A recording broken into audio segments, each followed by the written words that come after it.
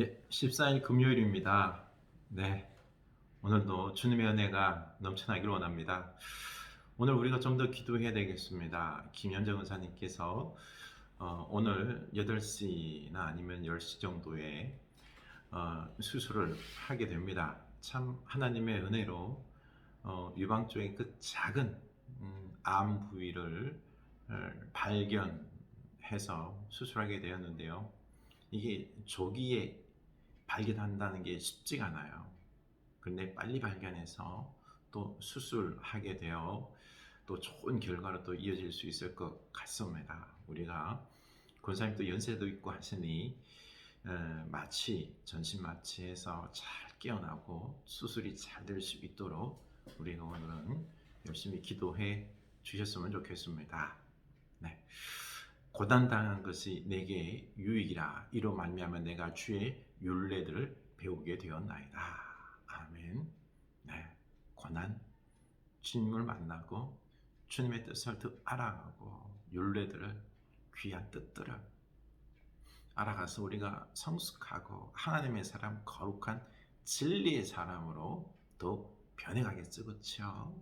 네, 우리가 날마다 더욱 세상 사람이 아니라 음, 뭐 부자가 되는 게 아니라 거룩한 사람, 형통하고 강근한 이 거룩한 사람으로 변해가는 여러분 될 수 있기를 축복합니다.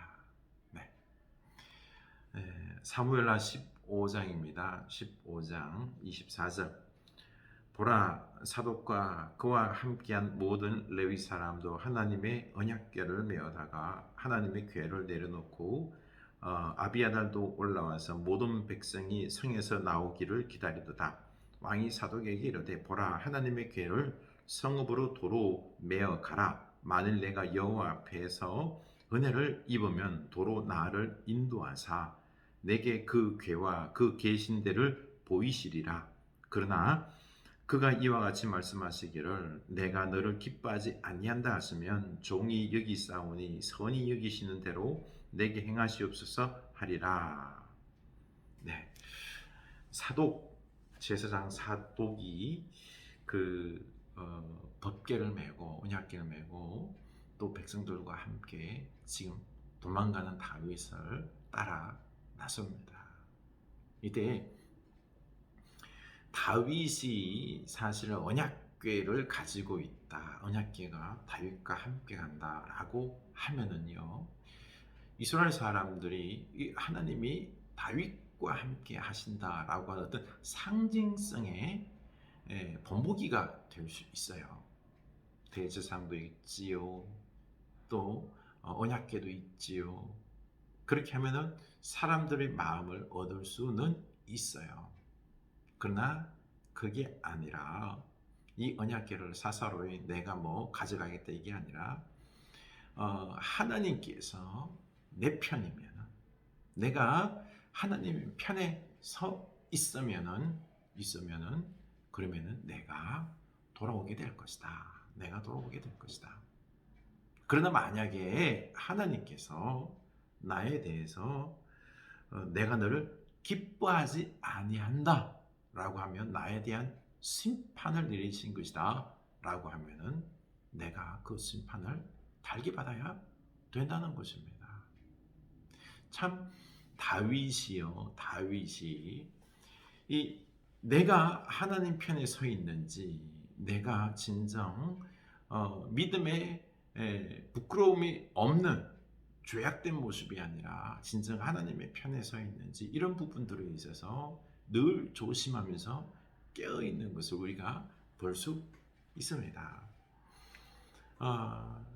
중요한 부분들이 이겁니다. 오늘날 교회 안의 분쟁과 더불어서 오늘날 예수 잘 믿는다는 사람들, 특별히 목사들의 문제가 뭔고하니 이 부분입니다.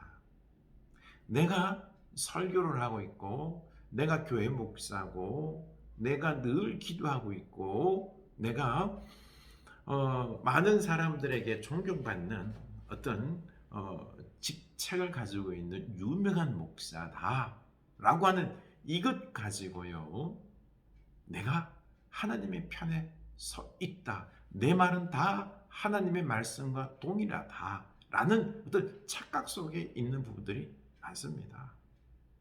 사실 다윗 늘 하나님과 동행하며 하나님의 축복받은, 그리고 하나님께서 다윗의 가문에 축복을 줬잖아요. 그렇죠? 그랬는데 다윗은 겸손합니다. 이 법궤를, 언약궤를 가져가는 게 아니라 도리어 예루살렘으로 보내면서 예루살렘에 그대로 있게 하면서 하나님의 뜻이, 내가 하나님 편에 서 있으면은 하나님께서 나를 이곳으로 다시 부르신다는 거죠. 나를 승리하게 한다는 것입니다. 이게 중요한 것입니다. 오늘날 많은 사람들이 내 생각이 옳다라고 생각해요. 내가 기도 많이 했고, 그리고 또한 내가 설교하고 했기 때문에 나는 바르다. 이 노예 가면은 참 그런 마음이 너무 아픕니다. 노예 가면은, 또 시찰에 가면은 나름대로 내가 교회 노예에서 시찰에서 장이고 또 리더십을 가지고 있는 그런 사람으로서 하나님 말씀을 전할 때 보면은요, 나는 늘 하나님 편에 서 있다라고 생각해요. 내가 하나님 편에 서 있지 않을 수 있다라고, 오늘 다윗처럼 내가 너를 기뻐하지 아니한다, 하나님께서 나를 기뻐하지 아니할 수 있다라고, 그렇게 겸손한 마음으로 나도 무너질 수 있다, 넘어질 수 있다, 내가 하나님 반대편에 서 있을 수 있다라는 생각을 안 해요. 그래서 교회가 싸우는 거예요. 내가 하나님 편에 서 있다라고 막 싸우는 두 사람 두 편 다 뭐라고 그래요? 나는 하나님 편이다, 이거예요. 나는 죄가 없다, 나는 악하지 않다, 나는 하나님 편에 있다. 그래서 죽자 사자 싸우는 겁니다. 서로를 정죄하며. 둘 다 하나님이 싫어하거든요. 사실은 둘 다 악해요. 그렇습니다. 우리가 늘 두렵고 떨림으로 나 자신을 보며 말씀 앞에 겸손해야 되는 것입니다. 합리화하려고 하면 안 되는 거죠.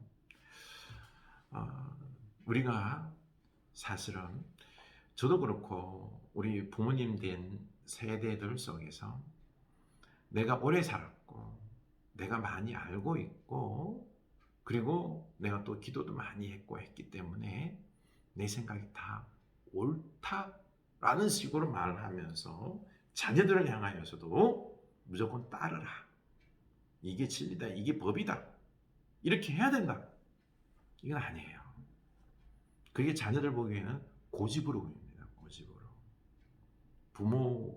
부모님의 어떤 권위가 있기 때문에, 나를 낳아주신 분이기 때문에 존중은 할 수 있을 수는 있어도요, 그 말에는 따르지 않을 수 있는 것입니다. 그러니 우리는 늘 조심하면서 내가 진정 하나님 말씀, 하나님 편에 서 있는지, 하나님의 지혜가 있는지 두렵고 떨림으로 살아야 되는 것입니다.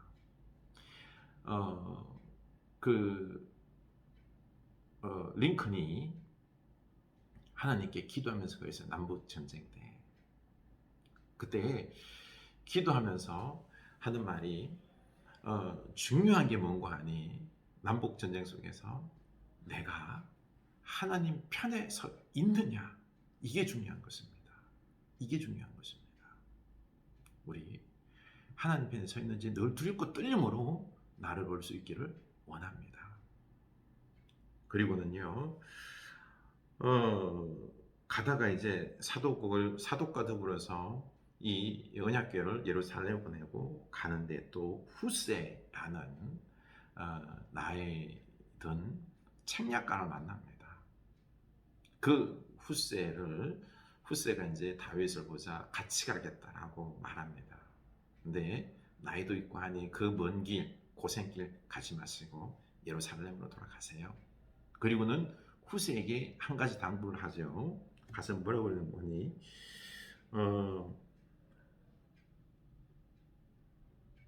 예.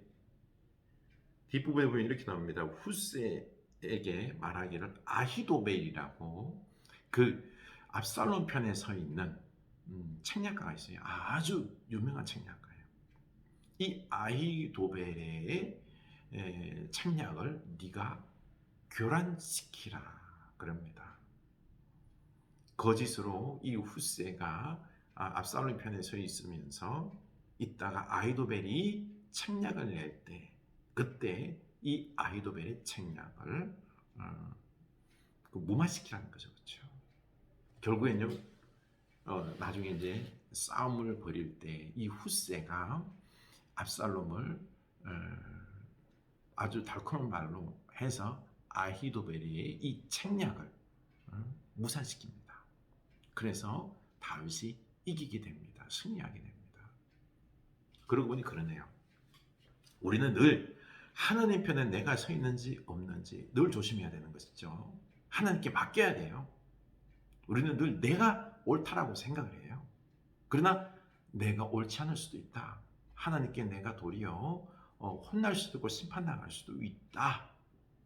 예, 그렇게 생각하면서 그러면서 또 내 나름대로 그 책략을 계속해서 계획과 실행들을 두렵고 떨리는 마음으로 해 나가야 되는 것입니다. 그래야지 이런 부분들에 있어서 함께 나아가는 거죠. 내가 하나님의 뜻인지 아닌지는 확실치 않아요. 이게 문제는 뭔가 하면요, 이 많은 사람들이, 어리석은 사람들이, 문제 있는 사람들이 내 뜻을 무조건 하나님의 뜻이라고 못 박는 사람들이에요. 이 사람들이 큰 문제를 일으킵니다.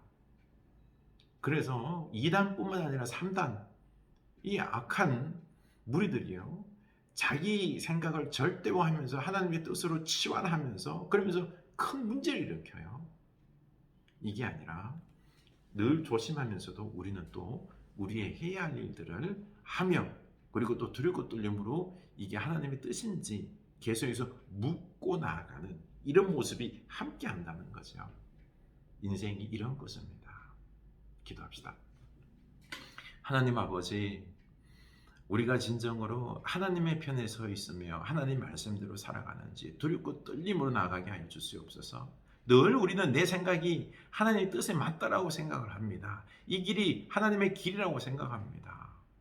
주여, 아닐 수 있습니다.